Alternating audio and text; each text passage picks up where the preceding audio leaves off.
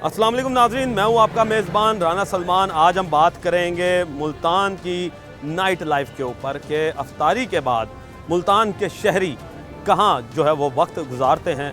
जाएंगे चाय के होटल्स पर, जाएंगे मुख्तलिफ़ मार्केट्स में, लोगों से राय जानेंगे कि वो किस तरह के लोग जो हैं वहाँ पर बातें करते हैं, किस तरह के लोग वहाँ पर अपनी चाय के होटल के ऊपर बैठकर चाय के साथ साथ और मुख्तलिफ़ किस्म की क्या सरगर्मियाँ की जाती हैं बनाम सरकार। ये तो नाज़रीन इस वक्त हम आ चुके हैं चाय के होटल के ऊपर और यहाँ पर इस वक्त लोगों का बड़ा रश जो है वो हमें नज़र आ रहा है और हम लोगों से बात करेंगे कि मुल्तान के लोग रात को चाय के होटल्स पर क्या करते हैं, अपनी रात जो है वो कैसे गुजारते हैं।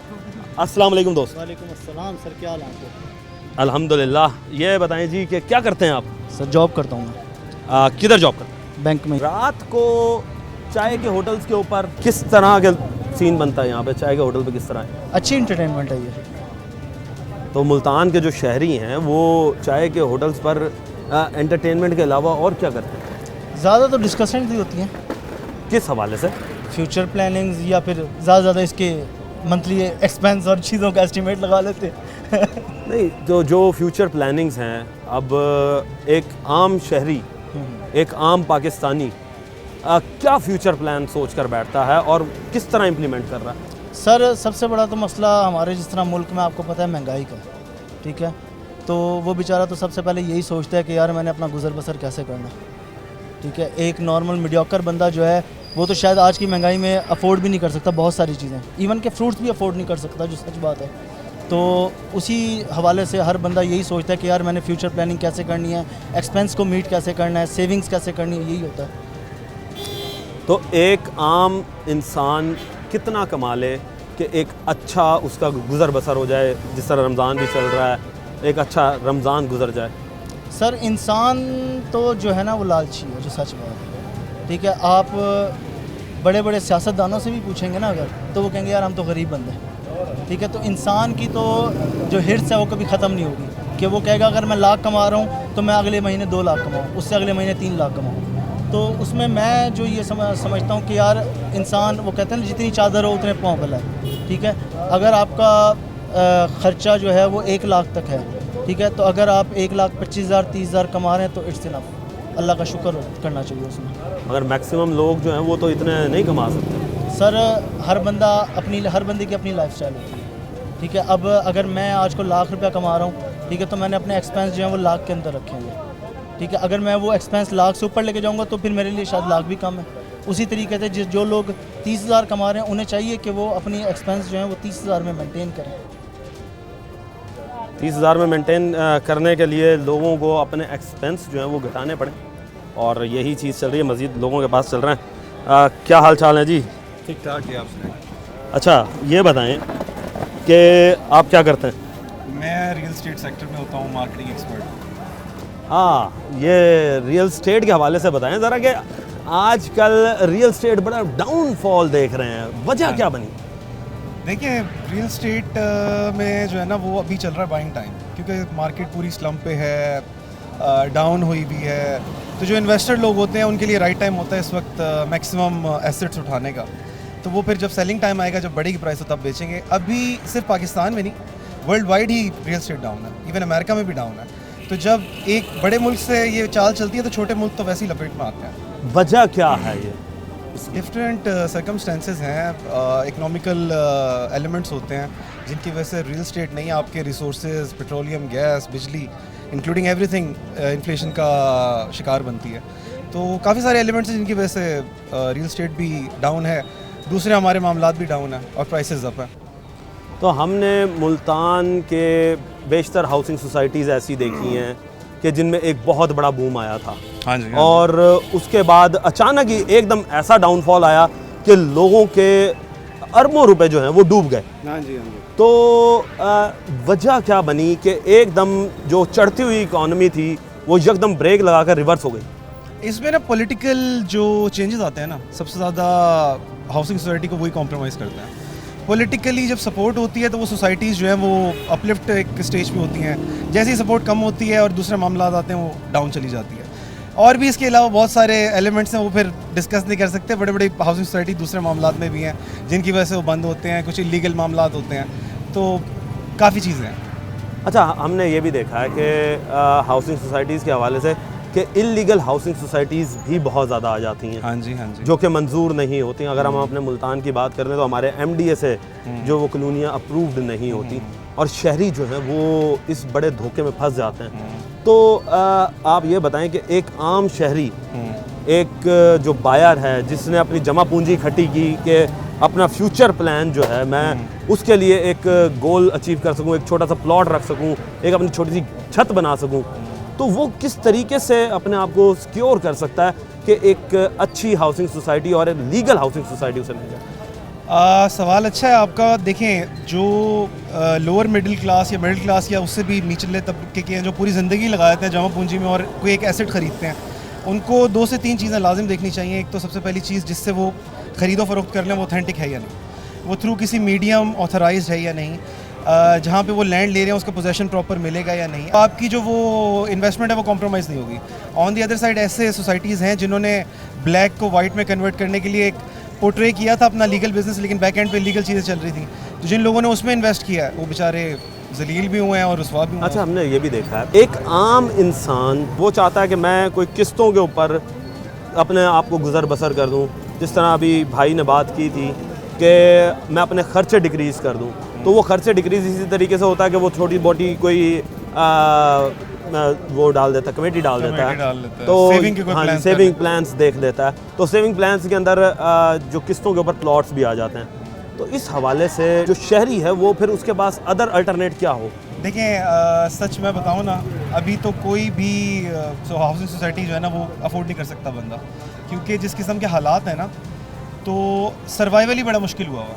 जो ज़िंदगी की आम अशियाँ हैं, जो नेसेसिटीज़ हैं, बिजली है, वो पूरी करने में नहीं आ रही। अब आगे गर्मियाँ आने वाली हैं, आपको पता है कि जब AC चलेगा तो रोंगटे खड़े हो जाने आवाम के। तो ये तो हम इस किस्म के उसमें रहते हैं कि जितना कमा लो उतना कम है। आप ये भी पूछ रहे थे, मैं भाई से सुन रहा था कि कितनी एस्टिमेटेड वो होनी चाहिए, सैलरी होनी चाहिए या इनकम होनी चाहिए। जितना कमाए उतना कम है पाकिस्तान में। पाकिस्तान में तो आपको 2-2, 3-3 कामों के अंदर या बिजनेसेस में या जॉब्स में आपको अपने आप को रखना पड़ता है कि एक अच्छा गुजर बसर कर पाएँ। तो मतलब मैं तो ये समझता हूँ कि आजकल के ज़माने में जितना कमा लो उतना कम है। मेरा एक मैसेज ये मैं ज़रूर दूंगा कि हमारे जो नौजवान हैं कोई ऐसा स्किल सीखें डिजिटली या कोई और चीज़ जो आपकी इंटरनेशनली भी रिकग्नाइज्ड हो, जिससे आप अच्छा अर्न कर पाएँ, डॉलर्स में अर्न कर पाएँ। इवन मेरा मार्केटिंग का काम है, तो मैं अगर इधर लोकल मार्केट को टारगेट करता हूँ, ऑन दी अदर साइड में इंटरनेशनल को भी फोकस में लाया हुआ। मैं अपने इधर से बैठ के मुल्तान में बैठ के बाहर के भी काम कर रहा हूँ। आपको अपनी स्किल को खुद इन्हेंस करना है, आपने खुद कंपेटिटिव मार्केट का हिस्सा बनना है। तो 9 to 5 के चक्कर में रहोगे तो कुछ भी नहीं हो सकता। यानी कि अदर देन जॉब आपको एक एक्स्ट्रा वर्क करने की ज़रूरत। ये तो इसमें मैंडेटरी बात है, इसमें कोई शक ही नहीं है। जो 9 to 5 लगे हुए हैं या जो एक स्पेसिफिक जोन में बेचारे कमा रहे हैं और खेल रहे हैं, वो लिमिटेड ही रहेंगे, वो फिर सर्वाइवल है। उसमें फिर नेसेसिटीज़ ही बड़ी मुश्किल से पूरी होंगी, लग्जरीज नहीं आ सकती। नेसेसिटीज़ पूरी करने के लिए जी आपको अदर देन जॉब जो है वो सोर्सेज तलाश करने पड़ेंगे, डॉलर्स में अर्न करना पड़ेगा। और डॉलर्स में अर्न तभी कर सकते हैं कि जब आपके पास नॉलेज हो किसी चीज़ का, और नॉलेज उस वक्त आएगा कि आपको एक अच्छी स्टडी जो है वो मिल सके। मज़ीद लोगों के पास चल रहे हैं, बात कर रहे हैं। सर, क्या करते हैं आप? जॉब की तलाश में हूँ। क्या किया हुआ है? मैंने इंजीनियरिंग की हुई है। किस चीज़ में इंजीनियरिंग की? मेरी थी इन्वायरमेंटल इंजीनियरिंग। अच्छा, एनवायरमेंटल इंजीनियरिंग का क्या फ़ायदा है? यहाँ आप अपने एनवायरनमेंट को बेहतर बना सकते हैं, अपने जो पोल्यूशन है उसको कम किया जा सकता है, आपका एनवायरनमेंट बेहतर बनाया जा सकता है। तो यहाँ पर जॉब ना मिलने की वजूहात क्या हैं? इसकी वजह ये है कि हमारे यहाँ साइंसी कल्चर नहीं है, और जिसकी वजह से यहाँ पर गवर्नमेंट की प्रायोरिटीज़ कुछ और हैं। वो नहीं चाहते कि एनवायरनमेंट को बेहतर बनाया जा सके। क्या स्टेप्स लेने चाहिए गवर्नमेंट को? गवर्नमेंट को एनवायरनमेंट बेहतर बनाने के लिए पॉलिसी मेकिंग करनी चाहिए, और मुख्तलिफ लैब्स बनाने चाहिए, और जो इदारे हैं उनको फ़ंड दिया जाए ताकि वो इसके ऊपर प्रॉपर काम कर सकें। अच्छा, ये बताइएगा कि अब इस वक्त जिस तरीके से मुल्तान की नाइट लाइफ चल रही है, और लोग हम ये देखते हैं कि वो चाय के होटल्स पर आ जाते हैं, तो चाय के होटल्स में मैक्सिमम लोग क्या डिस्कशन करते हैं? मुख्तलिफ ये तो हर ग्रुप एज ग्रुप में डिफरेंट बातें होती हैं। जो सैलरीड पीपल हैं वो ऑफिस की बातें करते हैं, स्टूडेंट अपने क्लास की और अपने मौज मस्ती के बारे में, और बाकी जो महंगाई से तंग हैं और गवर्नमेंट से तंग हैं वो उसकी बातें करते हैं। यानी कि आप कहते हैं कि ओवरऑल हर चीज़ में बात होती है, स्टूडेंट्स भी आते हैं और बिजनेसमैन भी आते हैं, कोई टेक्नोक्रेट्स भी आते हैं। जी जी, हर तरह के लोग। अस्सलाम वालेकुम। वालेकुम अस्सलाम सर। सर क्या करते हैं आप? मैं गवर्नमेंट कॉलेज में पढ़ाता हूँ। सर स्टूडेंट्स के हवाले से बताएं कि आजकल के स्टूडेंट्स जो हैं वो क्या चीज़ सोच रहे हैं, पढ़ाई उनकी कैसी जा रही है, एक स्टूडेंट जो है वो कैसे अपनी स्टडी जो है वो बेहतर कर सकता है? इंफॉर्मेशन का दौर है। पुराने दौर में तो टीचर ही बादशाह होता था, अब तो गूगल बाबा जो है सबसे बड़ा टीचर है। और हमारी यंग जनरेशन जो है वो इंफॉर्मेशन टेक्नोलॉजी से बहुत ज़्यादा अवेयर है। अब जो है ना वो सेल्फ स्टडीज़ भी इंफॉर्मेशन टेक्नोलॉजी को यूज़ करके कर सकते हैं और अच्छी स्टडीज़ ले सकते हैं। शर्त यह है कि उनके अंदर ईगर हो लर्न करने का। तो इस इन्वायरमेंट को प्रमोट करने की हमें ज़रूरत है कि इंफॉर्मेशन टेक्नोलॉजी के जो टूल्स हैं उनको जहाँ उनकी यानी कि खूबियाँ हैं वहाँ खामियाँ भी हैं यकीनन, तो हमें अपने यूथ को जो है वो इंफॉर्मेशन टेक्नोलॉजी को पॉजिटिव वे में यूज़ करके उसे लर्न करने में ये इन्वायरमेंट प्रमोट करनी चाहिए। हमें स्टूडेंट्स को आगाही देनी चाहिए। अच्छा, हमने ये भी देखा कि पेरेंट्स जो हैं वो ज़्यादातर बच्चों को कहते हैं जी मेरा बच्चा इंजीनियर बने, पैदा होते ही वो कहता है जी कि मेरा बच्चा डॉक्टर बन जाए। तो ये चीज़ हम बच्चे के जहन में बचपन से ही फिट करना शुरू कर देते हैं। तो being a teacher, being a professor, आप क्या सजेस्ट करेंगे कि पेरेंट्स को बच्चों के लिए फ्यूचर सिलेक्शन के लिए क्या इकदाम करने चाहिए? असल में हमारी सोसाइटी का, हमारे यदि के कंट्री में स्पेसिफिकली मैं अपने मुल्क की बात करूँगा, या कैरियर काउंसलिंग के बारे में गवर्नमेंट लेवल पे और प्राइवेट सेक्टर में कोई काम नहीं होता। इंडोक्ट्रिनेशन होती है। बाप कहता है मेरा बेटा डॉक्टर बने, तो भले बच्चे का अपनी टेंडेंसी ना हो, उसका अपना रुझान ना हो, वो आर्टिस्ट बनना चाहता है, वो म्यूज़िशियन बनना चाहता है, वो आपके मीडिया में आना चाहता है, वो इंजीनियरिंग करना चाहता है। तो लेट हिम डिसाइड कि वो क्या करना चाहता है। जब वो अपने शौक़ से जाएगा तो डेफिनेटली वो उसमें एक्सेल करेगा।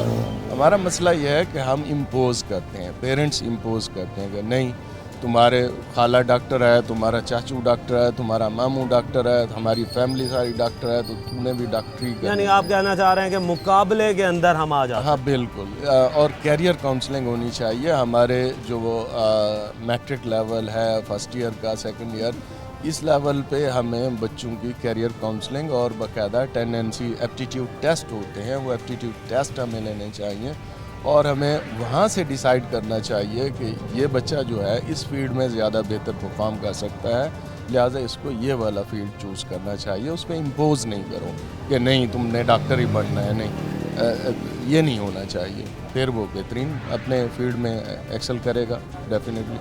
जी, तो नाज़रीन, आपने लोगों की राय जानी कि चाय के होटल्स के ऊपर हमें पढ़ा लिखा तबका भी नज़र आया, बिजनेसमैन भी नज़र आया, प्रोफेसर्स भी नज़र आए, और सब की जो राय है वो हमने ली है कि यहाँ पर चाय के होटल्स पर बैठकर लोग जो हैं अफ्तारी के बाद आते हैं और किस तरह की यहाँ पर बातें की जाती हैं। मज़ीद लोगों के पास जाएंगे, लेंगे एक ब्रेक, मिलते हैं ब्रेक के बाद।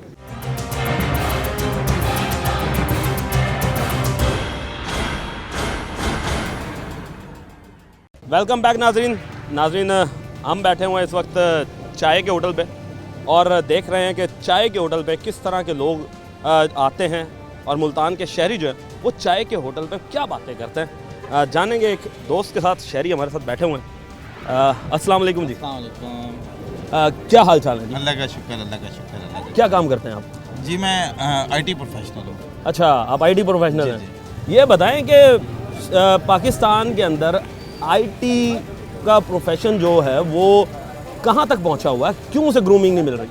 पाकिस्तान में आईटी का शोबा जो है वो काफ़ी ग्रूम कर चुका है। अब आप ये देखें कि पाकिस्तान में ख़ासतौर पर जनूबी पंजाब में आपकी आईटी की पूरी क्रीम बैठी हुई है, आपकी डिजिटल मार्केटिंग की पूरी टीम बैठी है, गेमिंग जोन की पूरी टीम बैठी है, और इंटरनेशनल सॉफ्टवेयर हाउसेज भी अब पाकिस्तान में आ रहे हैं, जिसमें सबसे बड़ा नाम सिस्टम लिमिटेड का है, जिन्होंने अपनी अभी रिसेंट ब्रांच ओपन की है। और मुल्तान में ख़ास तौर पे जनूबी पंजाब में तो आईटी के जो स्टूडेंट्स हैं उनका टैलेंट ही बहुत है। और मेरे कोई 26 ईयर्स का एक्सपीरियंस है, और मैं प्रेफर करता हूँ जनूबी पंजाब के लड़कों को, क्योंकि वो बहुत मेहनती और डेडिकेटेड लोग होते हैं। अच्छा, मुझे एक चीज़ नहीं समझ आई कि हमने आज तक बात की है कि जी हमने इंस्टीट्यूट बना दिए तमाम गवर्नमेंट्स की, मगर हम ये देख रहे हैं कि जो भी नया स्टूडेंट मास्टर्स करता है उसकी फ़र्स्ट प्रायोरिटी होती है कि पाकिस्तान से बाहर चला जाए, क्योंकि वो यही कहता है कि यहाँ पर मौके नहीं है। अब आईटी का सिस्टम को ले लें तो अभी तक हमने कोई इतना बड़ा नाम नहीं देखा कि कोई टॉप रैंक यूनिवर्सिटीज़ हों यहाँ पर, या कोई ऐसे बंदे हों जो कि टॉप रैंक यहाँ पर काम कर रहे हों। नहीं सर, ऐसी बात नहीं है। पाकिस्तान में ख़ास तौर पर जनूबी पंजाब में जो हमारी जो यूनिवर्सिटीज़ हैं, ख़ास तौर पर BZU में और हमारी यूनिवर्सिटी ऑफ एजुकेशन में, यहाँ पे बहुत ज़्यादा टैलेंटेड और क्वालिफाइड स्टाफ है। मेरी एजुकेशन भी इधर मुल्तान ही की है, BZU की मेरी एजुकेशन है। मैं 26 साल मैंने लाहौर में सर्व किया है, मैं अभी भी लाहौर में होता हूँ। इसी तरह डिफरेंट मेरे दोस्त हैं जो PhD जो USA में बैठे हुए हैं, वो भी मुल्तान से पढ़े हुए हैं, वो PhD डॉक्टर्स हैं, वो जनूबी पंजाब के ही नाम रोशन, पाकिस्तान की क्वालिफाइड टीचर्स हैं ना, यहाँ की स्टूडेंट्स हैं, यहाँ की क्रीम है। बट यहाँ पे अपॉर्चुनिटीज़ हैं अभी, क्योंकि वो एंटरप्रेन्योरशिप का स्टार्ट हो गई है। बहुत सारा टैलेंट जो है वो एंटरप्रेन्योरशिप पे काम कर रहा है। अब मैं आपको बताता हूँ, अगर आप डिजिटल मार्केटिंग पे जाएँ तो आपका ये जो छोटे इलाके हैं, ख़ासतौर पे ये पतोकी और ये इस तरह के इलाकों में बहुत ज़्यादा क्वालिफाइड बहुत लोग रेवेन्यू जनरेट कर रहे हैं। तो ये डिजिटलाइजेशन के ऊपर है ना, कि डिजिटलाइजेशन हुई है, लोगों को अपॉर्चुनिटीज़ मिली है।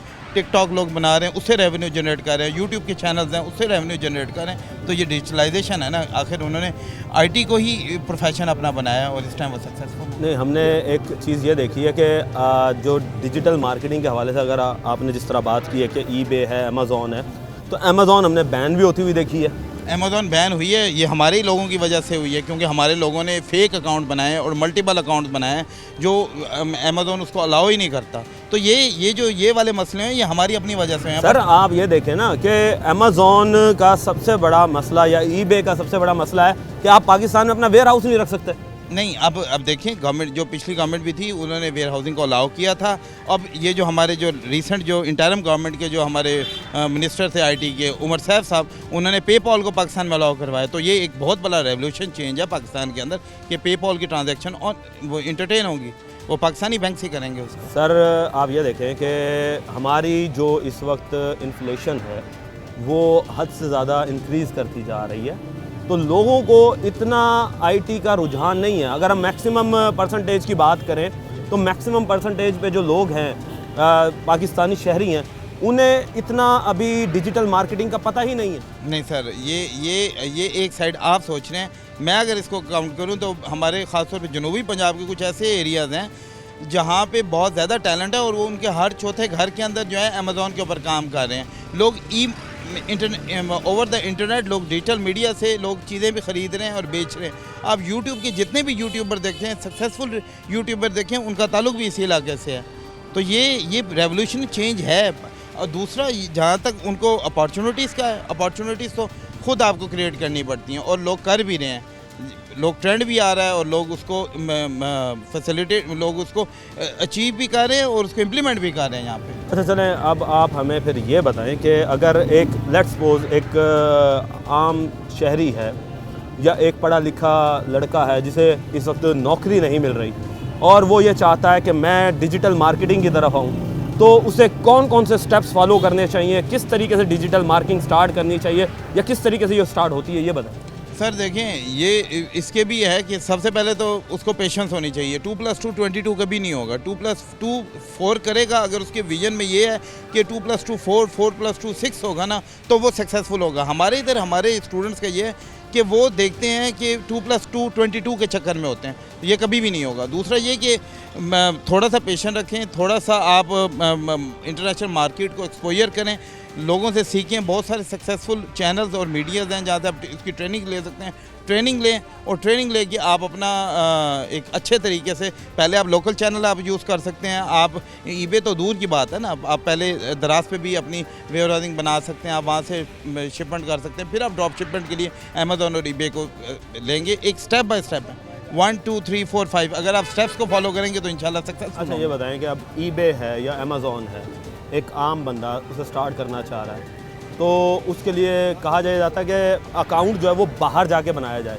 पाकिस्तान में अकाउंट अलाउ नहीं है, तो अगर पाकिस्तान में अकाउंट अलाउ हो तो डॉलर ज़ाहिर सी बात है पाकिस्तान आएगा, तो ये एक अच्छा इंपोर्ट का ज़रिया बनता है और इंपोर्ट से आपकी जो इस वक्त मार्केट है वो ग्रूम करेगी, इकोनॉमी ग्रूम करेगी। तो एक शख्स किस तरीके से स्टार्ट कर सकता है? देखिए, इसके लिए इनिशिएट गवर्नमेंट को भी थोड़ा सा लेना चाहिए कि वो इंटरनेशनल फोरम के ऊपर पाकिस्तान को अलाउ करवाए कि यहाँ पे वो अपनी अकाउंट अगर यहाँ से वो ओपन करेंगे, ट्रांजैक्शन ओपन करेंगे। अब देखिए उमर साहब आए, उन्होंने जो रेवोल्यूशनरी पेपॉल की जो पेमेंट्स का मसला था वो उन्होंने क्लियर किया। इसी तरह पढ़े लिखे लोग अगर आएंगे हमारी मिनिस्ट्री के अंदर, ख़ासतौर पर IT और टेलीकॉम की मिनिस्ट्री के अंदर, तो चेंज आएगा और चेंज आया भी है। इसी उमर साहब ने आप ये देखें कि गवर्नमेंट के जितने भी सेक्टर थे उसकी डिजिटलाइजेशन में एक बहुत इंपॉर्टेंट रोल प्ले किया था। और आज जब ये 1 साल के लिए जब ये इंटरिम मिनिस्टर बने तो उन्होंने एक रेवोल्यूशनरी काम किया। आप उनकी अगर आप उनको फॉलो करें, आप उनकी पोस्ट पढ़ें तो उसमें आपको उनकी जो अचीवमेंट्स हैं वो क्लियर तौर पे नज़र आएंगी कि उन्होंने क्या कुछ किया।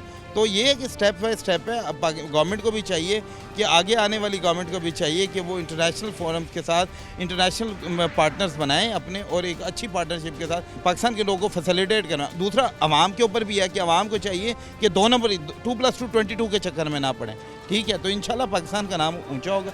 जहाँ तक सॉफ्टवेयर की बात है, बिजनेस एप्लीकेशन डेवलपमेंट की बात है, तो सिस्टम लिमिटेड ने इतना बड़ा ऑफिस जनूबी पंजाब और ख़ासतौर पे मुल्तान और भावलपुर में ओपन किया। तो इसकी क्या वजह है कि यहाँ पे टैलेंट है, यहाँ पे टैलेंट बिल्कुल है इस हमारे इलाके में। अच्छा, ये बताएं कि पाकिस्तान के ऐसे कौन से सॉफ्टवेयर हाउसेज हैं जिन्होंने एक डिफरेंट किस्म के सॉफ्टवेयर्स बनाए हो जो कि पूरी दुनिया के लिए एक पॉजिटिव वे में इस्तेमाल किए? जी बिल्कुल, इसमें सिस्टम लिमिटेड है जिसने पूरी दुनिया के अंदर इम्प्लीमेंटेशन कर रहा है सॉफ्टवेयर की।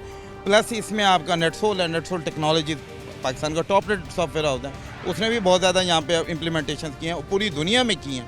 मर्सिडीज बेंज के अब एक बहुत बड़ा नाम है, तो उनकी जो पहली इम्प्लीमेंटेशन थी मर्सिडीज बेंज की थी 1998 के अंदर, 96-98 के अंदर। तो अब सिस्टम लिमिटेड के भी बहरीन में भी हैं, सऊदीया में भी प्रोजेक्ट है। मेरे अपने कुछ फ्रेंड्स हैं जो एज अ प्रोजेक्ट हेड सऊदीया में भी काम कर रहे हैं, कुछ बहरीन के लिए काम कर रहे हैं। तो ये हैं सेक्टर। अच्छा, इनका भी पूरा प्रोग्राम होता है इसमें इंडक्शन का, इसमें MTO का प्रोग्राम होता है। आप वहाँ पे जाएं, आप उनके रिटन टेस्ट क्लियर करें, एक पूरा उनका ना एक ग्रूमिंग के लिए अब इन्होंने अपॉर्चुनिटी मुल्तान के अंदर दे दी, उन्होंने प्लेटफॉर्म दे दिए। स्टूडेंट्स को चाहिए कि वो वहाँ पे कंट्रीब्यूट करें जाएँ। दूसरा, अब असल में ज़्यादातर काम हो गया वर्क फ्रॉम होम का। बहुत सारे सॉफ्टवेयर हाउसेज जो हैं वो वर्क फ्रॉम होम की अपॉर्चुनिटी प्रोवाइड कर रहे हैं, जिसमें से सिस्टम लिमिटेड एक नाम है। और भी बहुत सारे लाहौर के सॉफ्टवेयर हैं, कराची के सॉफ्टवेयर हाउसेज हैं जो वर्क फ्रॉम होम, लड़के यहीं पे बैठ के काम कर रहे हैं, अपने घरों में बैठ के काम कर रहे हैं और बहुत ज़्यादा रेवेन्यू वो अर्न कर रहे हैं। अगर एक फ्रेश लड़का 2 लाख रुपये भी कमा रहा है ना, तो वो एक गस्टेड ऑफिसर से ज़्यादा कमा रहा है। किस वजह से? क्योंकि वो इंफॉर्मेशन टेक्नोलॉजी से एसोसिएट है, और आगे वाला दौर तो वैसे भी डिजिटलाइजेशन का दौर है। अच्छा, हमने एक चीज़ ये देखी है कि अब इस वक्त नई टेक्नोलॉजीज़ जिस तरह मुतारिफ हो रही हैं, उस तरह मोबाइल कंपनियां भी जदीद से जदीद मोबाइल बना रही हैं।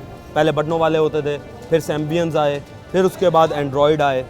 तो पाकिस्तान के कौन से ऐसे शहर हैं या कौन से ऐसी कंपनियां हैं जो कि इस फील्ड के अंदर तरक्की कर रही हैं? देखिए, मैं बताता हूँ, आप रेवोल्यूशनरी देखें कि जहाँ तक टेक्नोलॉजी की बात है, जब पिछली टेक्नोलॉजी थी उस टाइम तो हमारा एच भी नहीं चलता था। इंटरनेट का तो अब इंटरनेट की रेवोल्यूशन, हम 5G के ऊपर जा रहे हैं और हम सपोज करेंगे कि सिम्बियन सेट के ऊपर चलाएं तो कभी नहीं चलेगा ना। तो उसके लिए टेक्नोलॉजी की हमें अच्छी रैम चाहिए, अच्छे हमें कैमराज चाहिए, अच्छी हमें मेमोरीज चाहिए, तो उसके लिए अच्छे प्रोसेसिंग चाहिए हमें। तो उसके लिए उन्होंने लॉन्च उसी के हिसाब से वो अपग्रेड भी कर रहे हैं, और इसी का वाइस वर्सा कि पाकिस्तान के अंदर उन्होंने अभी इतना बड़ा state of the art plant लगाया। तो ये एक चेंज आए ना पाकिस्तान के अंदर, मैन्युफैक्चरिंग पाकिस्तान में हो रही है मोबाइल्स की। देखिए जी, एक पॉजिटिव चेंज है कि IT डिपार्टमेंट जो है वो इस वक्त फ़ाल है, और जो लोग ये सोचते हैं कि पाकिस्तान के अंदर कमाने के मौके नहीं हैं, तो ये उसकी हमारी जीती जागती मिसाल हैं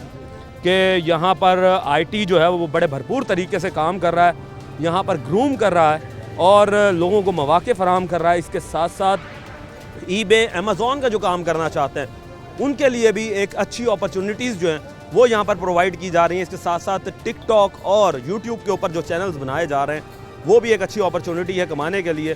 तो ये एक अच्छा इजाफा है और पाकिस्तान की इकॉनमी में एडिशन एक अच्छा है और इससे पाकिस्तान की इकॉनमी जो है वो ग्रूम करेगी। लेंगे एक ब्रेक, मिलते हैं मज़ीद लोगों के पास जाएंगे, राय जानेंगे कि मुल्तान की रात की लाइफ कैसी गुजरती है छोटे से ब्रेक के बाद।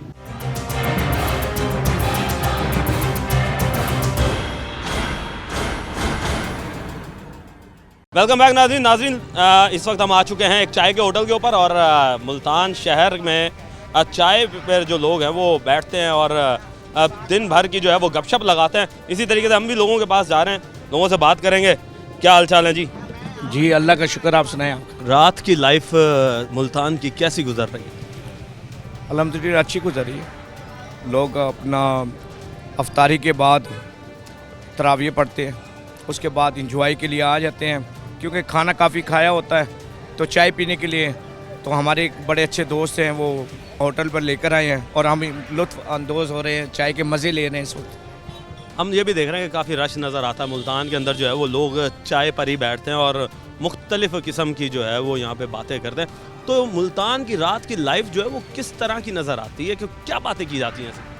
इस वक्त मुल्क जो माशी तौर पर बदहाली का शिकार है, इससे मुख्तलिफ लोग जो हैं वो यही बैठ कर तजिया निगार भी बैठते हैं और जर्नलिस्ट ख़ास तौर पर इधर आते हैं। यहाँ पे यूथ बहुत आती है तो वो ये समझते हैं कि अब जो गवर्नमेंट ऑफ पाकिस्तान है, मियाँ शहबाज शरीफ वज़ीर-ए-आज़म, इस्लामी जमहूरियत पाकिस्तान है या वज़ीर आला साहिबा है मरीम नवाज़ साहिबा है, वो ये समझते हैं कि ये कुछ पाकिस्तान के लिए कुछ करेंगे, ये नौजवानों के लिए कुछ करेंगे, यूथ के लिए कुछ करेंगे। जैसे कि वो मोटर बाइक्स का उन्होंने ऐलान किया है, लैपटॉप का उन्होंने ऐलान किया हुआ है। तो जाहिर बात है बच्चे मेहनत करेगा तो हुकूमत भी उसके मुताबिक तरजीह देगी। तो यूथ के लिए क्या मोटर बाइक्स और लैपटॉप्स ज़्यादा ज़रूरी हैं या कोई एक अच्छा इंस्टीट्यूट यहाँ पर होना चाहिए वो ज़्यादा ज़रूरी है? मैं समझता हूँ इंस्टीट्यूट भी ज़रूरी हैं। यहाँ पर यूनिवर्सिटियाँ भी बनी हुई हैं माशाल्लाह, कॉलेजेस भी हैं, स्कूल का एक पूरा सिस्टम है यहाँ पर। मगर जो बात आप कर रहे हैं, जब हम बच्चों को अच्छे वो नंबर लेंगे, कंपटीशन होगा, जब हम उन्हें गिफ्ट और तोहफ़े देंगे, जब हम उनको बैरून मुल्क सैर पर लेकर जाएंगे, जाहिर बात है वो अपना कंपटीशन पे बच्चा आगे निकलता है। तो यहाँ कंपटीशन है और कंपटीशन पे हम उनको मुख्तलिफ चाहे लैपटॉप हो या बाइक्स ये अगर देंगे और हम उनकी तालीम के जो अखराजात उठाएंगे या बच्चे को जर्मनी, इंग्लैंड, USA भेजेंगे तो ये गवर्नमेंट अपना ख़र्चा बर्दाश्त करेंगे ना उसके लिए। तो इसके लिए तो फिर होना तो ये चाहिए ना कि बजाय इसके कि लैपटॉप स्कीमों के आप एक अच्छा स्कॉलरशिप दें। स्कॉलरशिप भी दे रहे हैं, जो बेस्ट स्टूडेंट होगा उसको अच्छा स्कॉलरशिप देंगे और ये वादा किया हमने जितना काम, मेरा ताल्लुक़ क्योंकि पाकिस्तान मुस्लिम लीग नून से, मैं ये समझता हूँ कि मुस्लिम लीग नून हेल्थ और एजुकेशन पर काम कर रही है और इंशाल्लाह माशी बुरान से इस मुल्क को निकालेंगे ये। मगर हमने तो देखा जी कि वादे जो हैं वो तो सड़कों के किए जा रहे हैं। नहीं, सड़कें भी अब देखो ना, हमने फर्स्ट ऑफ ऑल इंक्रोचमेंट का कहा है कि जहाँ भी नाजायज़ तजावीज़ात है उसको फ़ौरन उसका सफाई पर हमने 1 माह का चीफ मिनिस्टर साहिबा ने हुक्म ऑर्डर जारी किया हुआ है कि पूरे पंजाब में सफाई अच्छी होनी चाहिए। 1 माह का टारगेट है। हम इस मुल्तान को पेरिस बनाएंगे इंशाल्लाह। तो सर पेरिस जो है वो तो बिल्डिंगों से बनता है, यहाँ पर IT सेंटर होने चाहिए, बड़े खूबसूरत जो हैं वो गवर्नमेंट की एक स्कीमें होनी चाहिए जिसमें प्लाजे तैयार हों। तो पेरिस तो उससे बनेगा, रोड कुशादा होने चाहिए। यहाँ अल्लाह के फजल से आपने देखे कितने फ्लाईओवर्स बने हुए हैं, इसमें पीपल्स पार्टी की भी अपना हमारे साथ तरजीहात शामिल हैं, वो भी हमारे साथ मिलजुल कर काम कर रहे हैं। इस मुल्क को और इस मुल्तान को खुशहाल करने के लिए हम मेगा प्रोजेक्ट्स चला रहे हैं, चाहे वो IT सेंटर हो, यहाँ पे अल्लाह के फजल से यूनिवर्सिटी, नेशनल मेडिकल कॉलेज भी है, यूनिवर्सिटी भी है, IT सेंटर भी हैं, यहाँ पे नवाज शरीफ यूनिवर्सिटी भी है, इंजीनियरिंग यूनिवर्सिटी भी है और मज़ीद यूनिवर्सिटी में इंशाल्लाह लेकर आएंगे। काम करेंगे, मेहनत करेंगे, वादा किया वो निभाएंगे। तो सर अब मरीम नवाज़ साहिबा जो हैं वो हमने देखा है कि उन्होंने वादे तो बहुत किए हैं, मगर अब स्टार्ट जो है जिस तरीके से सुथरा पंजाब मुहिम एक चलाई, बहुत अच्छी मुहिम है और हम देख भी रहे हैं कि उसके ऊपर काम हो रहा है, मगर इंक्रोचमेंट के खिलाफ इतना काम नहीं हो रहा, तजावुज़ात के खिलाफ। आप ये देख लें कि डेली की बुनियाद पर कितने फ़ाइन हो रहे हैं और कितने हम और लोग हमें वोट देता गरीब ने ही ये किया हुआ है। जितनी इंक्रोचमेंट है गरीब ने ही चारों मुल्तान को क्या पूरे पंजाब को घेरा हुआ है, मगर हम उनको एक मुस्तकिल तौर पर उनका कोई बंदोबस्त कर रहे हैं कि एक जगह पर ये लाइन पर हो ताकि कोई ट्रैफिक का हादसा ना हो, ट्रैफिक के मामलात ना बिगड़े। तो इसके लिए हम प्रोजेक्ट बना रहे हैं, उनको एक जगह पर लेकर आएंगे। अच्छा, हमने देखा है जी कि अब आपका नून लीग से ताल्लुक़ है तो हम इसी पर ही आ जाते हैं कि निगहबान रमज़ान पैकेज जी एक बड़ा अच्छा इनिशिएटिव है मोहतरमा का। उसके ऊपर हमने एक चीज़ ये देखी कि BISP प्रोग्राम यानी कि बेनज़ीर इनकम सपोर्ट प्रोग्राम के तहत जो लोग अहल हैं उनको दिया जा रहा है। साथ ही हम ये भी देख रहे हैं कि वफाकी हुकूमत ने यूटिलिटी पर जो सब्सिडी दी हुई है वो भी उन्हीं लोगों को दी हुई है। तो ये तो एक नॉन बाइस वाला सिस्टम नहीं है, क्योंकि देखें सफ़ेद पोश बंदा BISP प्रोग्राम के अलावा भी है, तो उसके लिए क्या ये है, इस पे हमने जो ये आपका अच्छा क्वेश्चन है, इस पे हमारा मुकम्मल कोई जामे हिकमत अमली जामे तौर पर नहीं है। ये वाकई पे हमारी नेग्लिजेंसी है, ये हमें एक्सेप्ट करनी चाहिए। बेनज़ीर इनकम सपोर्ट में जो साबका लोगों की शामिल किए गए हैं, अगर सर्वे दोबारा किया जाए, इस सर्वे पर है, सर्वे पे कई ऐसे लोग हैं जो बेचारे बहुत गरीब हैं, इतने गरीब हैं कि उनका वाकई अपना कंप्यूटर या तो उसे एक्सेप्ट नहीं कर रहा और लाइनें लगी हुई हैं, वही बेचारी रोज़े में बैठी होती हैं, डिसिप्लिन नहीं है। ज़िले इंतज़ामिया ने इस पर कोई जामिया पॉलिसी मुरतब नहीं दी। एक दूसरा, क्योंकि ये फेडरल का एक महकमा है बेनज़ीर इनकम सपोर्ट में, यहाँ पे पूरी टीम को चेंज करना चाहिए और घर घर जब तक आप जाकर सर्वे नहीं करेंगे उस वक्त तक गरीब को अपना बेनज़ीर इनकम सपोर्ट का जो कार्ड है वो मुहैया नहीं होगा। मगर जो साबका है उनको हो रहे हैं और वो लोग वो भी ले रहे हैं जो मुस्तहिक नहीं है। इस पर कमेटी बनाई जाए कि जब तक आप कमेटी नहीं बनाएंगे लोगों को उनका हक उनकी दहलीज पर नहीं मिलेगा। जो निगहबान के हवाले से राशन मोहतरमा मरीम नवाज़ साहिबा दे रही हैं, वो हमने एक एक घर एक एक दरवाज़ा बजा के दे रहे हैं और अभी भी हम वो राशन दे रहे हैं। मगर बदकिस्मती से कि कई ऐसे घराने भी हैं, हमें शर्मिंदगी होती है, जो बेचारे उनका पुरसारे हाल कोई नहीं है, उनका कमाने वाला कोई नहीं है, मगर उनका नाम नहीं आ रहा। ये बताएं कि हर हुकूमत आई, हमने हर हुकूमत को देखा, अब जो इस वक्त बेवाओं के लिए किसी ने अभी तक कुछ नहीं किया। हमने सर्वे किया कि बेवाओं के जो इस वक्त दाद रसी होती है, सरपरस्ती होती है, वो हुकूमत वक्त की जिम्मेदारी होती है। जिम्मेदारी है, उसमें हमने 2-3 चीज़ पॉइंट हैं। अगर उस बेवा का पासपोर्ट बनाए, अगर उसका बैंक बैलेंस है या उसके नाम प्रॉपर्टी है तो उसका हक बनता नहीं है। हाँ, उसका वो लावारिस है, बेसहारा है, हुकूमत उसके साथ खड़ी है। सर देखें ना, एक बेवा है जिसके 4 बच्चे हैं और वो जाती है लोगों के घरों में जाकर सफाई करती है। अगर वो बच्चे कमाने वाले हैं तो उन बच्चों का हक है अपनी माँ की वो तीमारदारी भी करे और उन्हें सुकून कराएं और उनका जो हक है उनको दें। अगर वो बच्चे अपना काम चोर हो, मेहनत ना करते हो, उसका कौन जिम्मेदार है फिर? सर मुझे ये बताएं ना कि एक अगर बच्चे छोटे हैं, छोटे बच्चे वो हमारी जिम्मेदारी है, मगर उस खातून के नाम प्रॉपर्टी कोई ना हो, फिर उसका हक बनता है। सर अगर अपना ही एक मकान हो जो 3 मरले का हो, 2.5 मरले का हो या 5 मरले का हो, गरीब उसको कहेंगे जिसकी छत ना हो, जिसका कोई सहारा ना हो।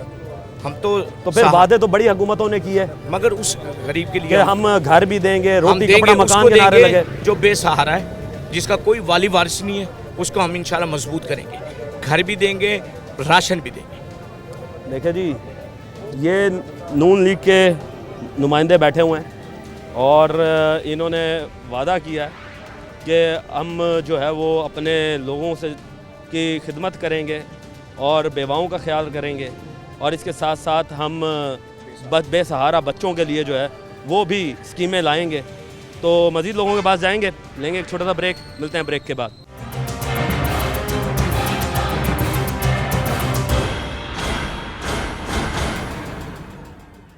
वेलकम बैक नाज़रीन। अब हम जाएंगे लोगों के पास, उनका जानेंगे उनकी राय के क्या रुझान है ईद से कबल जो है वो मार्केट के अंदर इस वक्त जो है ईद की ख़रीदारी कैसी चल रही है। लोगों के पास जा रहे हैं, लोगों से बात कर रहे हैं और देखते हैं कि क्या हालात हैं। अस्सलाम वालेकुम दोस्त, क्या हाल चाल है? ठीक है, ये बताएं कि कैसे हालात जा रहे हैं? बहुत महंगाई है जनाब, बड़ी मुश्किल से जो है शॉपिंग के लिए पैसे बचा पाए हैं। अब देखें क्या होता है। भाई रेट तो बहुत ज़्यादा बता रहे हैं, तो अब देखते हैं जी क्या मुमकिन हो सकता है। शॉपिंग भी करनी है ईद के लिए, तो बस इसी सिलसिले में आए हैं। तो इस वक्त आप लोगों को किस तरह नज़र आ रहा है कि शर्ट्स वगैरह जो ले रहे हैं आप लोग, इस हवाले से क्या देख रहे हैं, कितना चेंज नज़र आ रहा है? काफ़ी फ़र्क पड़ा है जी। पहले जहाँ 3 शर्ट्स ले लेते थे अब 1 लेनी पड़ रही है, तो इतना ज़्यादा फ़र्क पड़ चुका है। तो देखें, अभी भी ये कह रहे हैं कि जी हम तो कम पैसों में दे रहे हैं, दुकानदार हमारी सुनने को तैयार ही नहीं है। ऐसे लगता है नाराज़ हैं, घर वालों से लड़े हुए हैं ये लोग, पता नहीं क्या चाह रहे हैं। तो मैं तो कह रहा हूँ भाई कोई शफ़क़त करें। बाकी आपके सामने है, पूछें इनसे आप। हाँ जी भाई, कोई शफ़क़त होती है? बिल्कुल नहीं भाईजान, महंगाई बहुत ज़्यादा बढ़ गई है, ठीक है ना। यहाँ तक के मार्केट इस टाइम बिल्कुल सन्नाटे में है, तो 2 से 3 कस्टमर आते हैं, लड़का भी पेपर रखा हुआ है मैंने। यहाँ तक कि हमारी दुकान के अखराजात, लड़कों की तनख्वाहें, ये हमें देनी बड़ी मुश्किल हो गई है कि इस तरीके के हालात पैदा हो चुके हैं। पहले क्या था और अब में क्या फ़र्क नज़र आ रहा है? कोई महंगाई की वजह है या कोई लोगों की अफरा तफरी की वजह है, टेंशन्स की वजह है, क्या वजह नज़र आ रही है? भाईजान महंगाई की वजह है, लोग बिल में राशन में से नहीं निकल पा रहे हैं, ये आकर कहाँ से लेंगे वो। हर बंदे को सिर्फ इस टाइम जो टेंशन है वो बिजली के बिल की है, जो किराएदार है उसको घर की टेंशन है, अपना किराया देना है, ठीक है ना। इस टाइम जो है ना, इस टाइम हमारा काम चल पड़ता था और आने वाले 5 रोज़ों के अंदर हम बड़ी खुशहाली में होते थे, लेकिन इस टाइम हम टेंशन में बैठे हैं। कितने टाइम से ये हालात देख रहे हो? भाईजान ये हम हालात जो देख रहे हैं ना, जब से लॉकडाउन हुआ है उसके बाद से अभी तक ऐसे ही हालात हैं और ज़्यादा से ज़्यादा ख़राब ही होते जा रहे हैं मज़ीद। मेरे तो ख्याल से कुछ लोग 80% लोग दुकानें सेल कर चुके हैं, अपनी कारोबार बंद कर चुके हैं और उनके पास ना नौकरी मिल रही है, उनको पढ़ाई उनके पास है। बहुत हालात संजीदा हुए हैं। तो अब जो आपके हालात हैं, जो अब आप माल लेते थे, अब कितने का आ रहा है और पहले वाले में कितने पैसों का डिफरेंस है?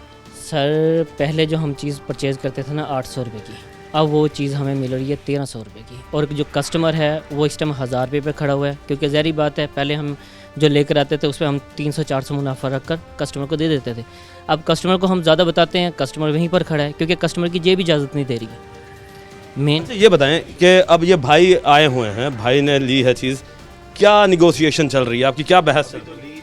भाईजान अभी भाई ने शर्ट ली नहीं है, क्योंकि जो भाई कह रहे हैं, भाई कह रहे हैं रेट ज़्यादा है, वही है ना भाई का माइंड, क्योंकि भाई जो परचेजिंग पहले करके गए हैं वही सोच रख कर अब आए हैं, लेकिन उससे बहुत ज़्यादा आगे चले गए हैं।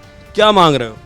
मैं अपनी शर्ट जो है ना इनको दिखाई, वो 1850 है, ठीक है, और मैंने इनको लेस करके 1500 कर दिया और भाई मुझे कह रहे हैं 1150 रुपये ले लो मुझे, मेरे वो मुझे वारे ही नहीं है किसी भी तरीके। हाँ जी, कोई आप दरमियानी रास्ता निकालें जी। दरमियानी रास्ता नहीं, मुझे सिर्फ बाहर का रास्ता ही नज़र आ रहा है, दरमियानी रास्ता तो मुझे कोई नहीं नज़र आ रहा। नहीं, आखिरकार लेनी तो है ना। नहीं, फिर अभी देखते हैं मार्केट और कोई बेहतर मिल जाए, क्योंकि इतने में तो मैं 3 ले लेता था, अब ये तो 1 भी नहीं दे रहे सही से। पहले तो महंगाई भी कम थी, अब तो महंगाई ज़्यादा है, तो जाहिर सी बात है क़ुव्वत ख़रीद पे भी लोगों के फ़र्क पड़ा है, उनकी भी क़ुव्वत ख़रीद पे फ़र्क पड़ा है, आपकी भी क़ुव्वत ख़रीद पे फ़र्क पड़ा। तो कोई दरमियानी रास्ता निकलता हो तो बताएं। मैंने तो दरमियान से भी थोड़ा सा आगे का रास्ता उनको दिखाया है कि 1150 लेने दे दें। तो आप क्या कहेंगे जी? 1150? सर बिल्कुल नहीं, जो मैंने डन कर दिया है वही होगा, क्योंकि ज़ाहिर बात है ये माल मैंने सेल करने के बाद दोबारा परचेजिंग करने जाना है और इसके अंदर 50 से 40 रुपये का फ़र्क होगा, वो मैंने देखना है उधर जाकर, क्योंकि भाई ने तो जाकर पहन कर वाश करने के बाद ख़राब कर देनी है इसको। 1 साल चलाएगा या 1.5 साल चलाएगा, उसके बाद इन्होंने जब वापसी आना है तो इस पर 200 से 300 रुपये का फ़र्क आया होगा, फिर ये वही वाली सोच रख कर आएंगे कि हमें इस परचेजिंग में दो, तो बिल्कुल नहीं होगा। देखें, आप यहाँ पे बेचने के लिए बैठे हुए हैं, तो कोई आप भी ज़रा कुछ कम करें। देखिए, नुकसान नहीं कर सकते, नुकसान बिल्कुल नहीं कर सकते हैं, जायज़ मुनाफा रख सकते हैं और वो मैंने रख लिया है। इसके अलावा कोई दूसरा रास्ता भाई कह रहे हैं, तीसरा रास्ता वो निकल ही नहीं सकता है, उसके बाद शटर बंद है। देखें जी, उनकी भी गुंजाइश जो है वो जवाब दे चुकी है जी। देखें, मैंने आपकी वकालत की है, उनकी भी गुंजाइश जो है जवाब दे चुकी है, आप भी थोड़ा सा कुछ बढ़ा लें। असल में बाकी सब मौजूद हैं, वकालत भी हो रही है, लेकिन जज कोई सही नहीं बन रहा है यहाँ पे ना, जो सही फैसला कर सके, क्योंकि मुझे लग रहा है कि भाई बहुत गुस्से में है। नहीं, उन्होंने 1850 से उन्होंने आप 1500 पे ले आए हैं, अब आपने तो एकदम ही 1150 कह दिया, तो कुछ थोड़ा सा आप भी ऊपर आ जाए। नहीं बस इतना ही होगा, हद 1200 कर सकता हूँ इतना बस। देखें जी, महंगाई के हालात हैं ये हैं कि इस वक्त ज़िद बहस लगी हुई है और मार्केट में इस वक्त हालात जो हैं वो एक हू का आलम पेश कर रही है कि यहाँ पर जहाँ पर गुलगश्त का एरिया के अंदर रश होता था, अफरा तफरी होती थी, ईद से पहले गहमा गहमी होती थी, वो इस वक्त नज़र नहीं आ रही। और इस वक्त एक और ग्राहक भी आ गए हैं अंदर। हाँ जी सर, अस्सलाम वालेकुम। क्या हाल है जी? कैसे गुजर रहे हैं जी रोज़े? रोज़े अल्हम्दुलिल्लाह सही गुजर रहे हैं सर। ईद की शॉपिंग बस देखने आया, लेकिन इस बार तो रेट ही कुछ हो रहे हैं बाज़ार वगैरह। अच्छा, कोई शर्टें वगैरह देखी हैं आपने?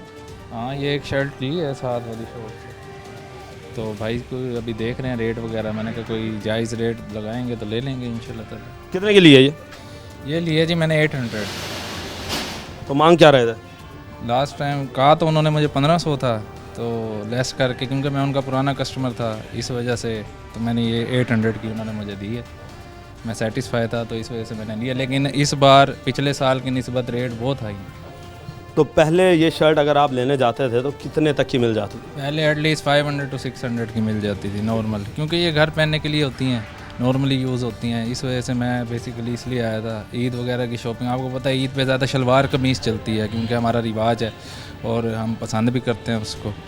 तो ये बेसिकली मैं घर वगैरह के पहनने के लिए लाया था इस वजह से। अच्छा, हमने देखा है गुलगश्त एरिया जो है एक बड़ा बिजी एरिया रहा करता था। ईद से पहले यहाँ पर गहमा गहमी शुरू हो जाती थी, रमज़ान के जो ही 10 रोज़े क्रॉस होते थे, मगर अब हम देख रहे हैं कि वो गहमा गहमी दुकानों पे नज़र नहीं आ रही। वजह क्या है? सर, लोग महंगाई से निकलेंगे तो बाज़ारों की तरफ रुख करेंगे ना। जब वो निकलेंगे ही नहीं महंगाई से तो कहाँ आएंगे बाज़ार में? आपके सामने है, देखो 7 शॉप देख लो, बाहर देख लो, कहीं पे रश ही नहीं तो यहाँ पे बंदा खड़े होने की जगह नहीं होती थी। पिछले साल की बात कर लूँ मैं तो अब क्या वजह नज़र आ रही है कि क्या ये ईद के करीब कोई बूम आएगा, कोई रश नज़र आएगा, या हालात ऐसे ही रहेंगे? सर, मुझे तो नहीं लगता कि रश नज़र आएगा, क्योंकि हमारे यहाँ पे ज़्यादातर लोग पहले ही शॉपिंग कर लेते हैं, क्योंकि उनका एक माइंड सेट बना हुआ है कि बाज़ार में जाएंगे तो हमें चीज़ ज़्यादा महंगी मिलेगी। जैसे यहाँ पे सब्ज़ी वगैरह, फ्रूट वगैरह रमज़ान में महंगे हो जाते हैं, तो इसी तरह उनका ये नज़रिया है, हमारा भी ये नज़रिया है थोड़ा बहुत, कि भाई हम बाज़ार जाएँगे तो चीज़ें वगैरह हमें थोड़ी महंगी मिलेंगी। अच्छा, ये बताएं कि हमने देखा कि रेट्स को कंट्रोल करने के लिए जो है वो मजिस्ट्रेट्स भी, प्राइस कंट्रोल कमेटी के जो होते हैं वो भी फ़ाल होते हैं। क्या आपने इस चीज़ को देखा कि यहाँ पर कोई इस तरह के लोग कोई कंपनी की तरफ से या कोई ज़िला इंतज़ामिया की तरफ से कोई इस तरह के बंदे डिप्लॉयड किए गए हों जो कि रेट्स को कंट्रोल कर सकें? सर, अक्सर सब्ज़ी वगैरह वाली जगह पे तो अक्सर लेने जाते हैं, तो डेली रोज़ रूटीन में वहाँ पे तो नज़र आते हैं। तो यहाँ पे अभी मुझे आए हुए कोई तकरीबन घंटा हुआ है, मार्केट में विज़िट कर रहा हूँ। ये एक शर्ट पसंद आई है, वो भी बड़ी बहस के बाद मैंने ली है। बाकी अभी देखते हैं, मार्केट विज़िट करते हैं कि देखें कोई चीज़ पसंद आती है तो। हाँ जी, मार्केट विज़िट कर रहे हैं लोग और चल रहे हैं, देख रहे हैं और लोगों से बात करेंगे। चल रहे हैं जी, क्या हाल चाल है दोस्त? सलाम, ठीक है। हाँ जी, अल्हम्दुलिल्लाह। अच्छा, ये बताएं कि क्या करते हैं आप? मैं यहाँ पर जॉब कर रहा हूँ। अच्छा, क्या देख रहे हैं कि दिहाड़ी जो है वो आपकी जो एक रोज़गार की इनकम है वो कितनी बन जाती है? रेट ही इतने ज़्यादा हैं इसमें, मतलब कि जो हमारे परचेज़ रेट हैं अब उसमें इतना फ़र्क आ जाता है। हर बार जाते हैं जब परचेजिंग पर, वो हर बार यही होता है जी 200 बढ़ गए हैं, कभी 100 बढ़ गए हैं, कभी 80 बढ़ गए हैं, कभी 90 बढ़ गए हैं। कस्टमर इस चीज़ को मानता ही नहीं है। वो कहते हैं नहीं, हमें जो इस साल पिछले साल पे मिलती थी उतनी की चीज़ें दो। हम कैसे वो करें? उसके बाद फिर बिजली इतनी बढ़ गई, हमने रेंट भी निकालना होता है, फिर इसमें बिल भी देना होता है, तो उसमें नहीं बनता फिर जो कस्टमर चीज़ मांगता है। अच्छा, आप ये बताएं कि हमने पहले देखा है कि गुलगश्त का एरिया के अंदर एक बड़ा रश नज़र आता था। लोगों की ख़रीद जो थी वो ख़रीदने के लिए एक जम्मे गफ़ीर और एक दूसरे के ऊपर लोग जो थे वो चढ़ रहे होते थे कि हमें चाहिए, हमें चाहिए। मगर आज मैं देख रहा हूँ कि गुलगश्त जो है वो इस वक्त बिल्कुल खाली नज़र आ रहा है। वजह वो इसीलिए क्योंकि यहाँ पर अब हमारी कॉस्ट में रेट बढ़ गया है। जो हम उसमें कॉस्ट में लेके आएंगे उसी के हिसाब से बेचेंगे। अपना कुछ प्रॉफिट तो रखेंगे 200-300 रुपये, वो हमारा हक बनता है। इतना शॉप का रेंट वगैरह है और वो इसमें नहीं समझते। अब वो जाते हैं दूसरी जगहों पर, इतनी क्या ब्रांड ने ऑफ लगाया हुआ है, हमें उसी रेट में पड़ती है, मगर क्वालिटी हमारी सेम ही है, इतना कोई फ़र्क नहीं। हमें वॉश वगैरह हर चीज़ की गारंटी देते हैं, मगर कस्टमर इस चीज़ को समझते हैं। वो कहते हैं नहीं भजन, हम ब्रांड से ले लेंगे इतनी की, मगर ब्रांड की वही चीज़ है, हमारी भी वही चीज़ है, बस उनका एक नाम है, इसीलिए बस। जी, ब्रांड के लोग जो हैं वो उस पर ज़्यादा तरजीह देते हैं बनिस्बत लोकल के। तो लोकल जो मार्केट है वो भी किसी ब्रांड से कम नज़र नहीं आती और लोग जो हैं वो इस वक्त यही सोच रहे हैं कि महंगाई के इस दौर में ख़रीदारी किस तरह की जाए। जी तो नाज़रीन, हमने आज आपको मुल्तान की नाइट लाइफ दिखाई कि शहरी जो हैं वो अफ्तारी के बाद चाय के होटल्स का रुख करते हैं, मुख्तलिफ़ मार्केट्स का रुख करते हैं, क्योंकि ईद भी आने वाली है। तो हम मार्केट्स भी गए जहाँ पर लोग जो हैं वो महंगाई का जो है वो रोना रोते हुए नज़र आए कि महंगाई बहुत ज़्यादा है। इसके साथ साथ हम जब चाय के होटल्स पे गए तो मुख्तलिफ़ किस्म के हमें वो लोग मिले कि चाय के होटल्स पर पढ़ा लिखा तबका भी बैठता है, सियासतदान भी बैठता है और इसके साथ साथ कारोबारी भी बैठता है। इसी के साथ अपने मेज़बान राना सलमान और टीम बनाम सरकार को इजाज़त दीजिए। अल्लाह निगहबान, पाकिस्तान जिंदाबाद।